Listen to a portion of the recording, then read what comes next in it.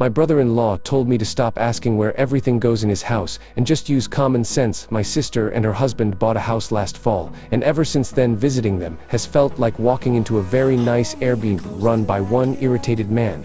He has a rule for everything, but only after you break it. Shoes by the bench, except not that side of the bench because that side is for the dog leash.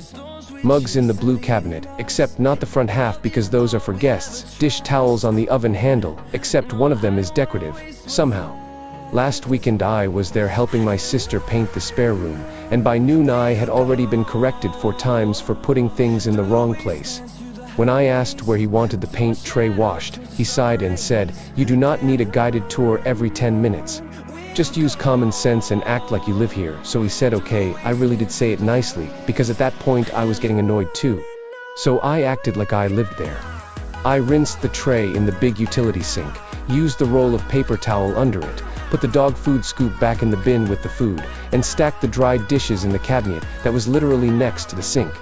About 20 minutes later he came downstairs looking like his soul had left his body. The paper towels were apparently for garage spills only. The scoop cannot touch the food because of germs, even though it lives in the food bin, and the cabinet I used was not for plates. It was for serving pieces. My sister started laughing so hard she had to sit on the stairs. He said I was being smart with him, and I told him no, I was using common sense and acting like he lived there. Now there are labels inside half the kitchen, which honestly seems definitely easier for everybody.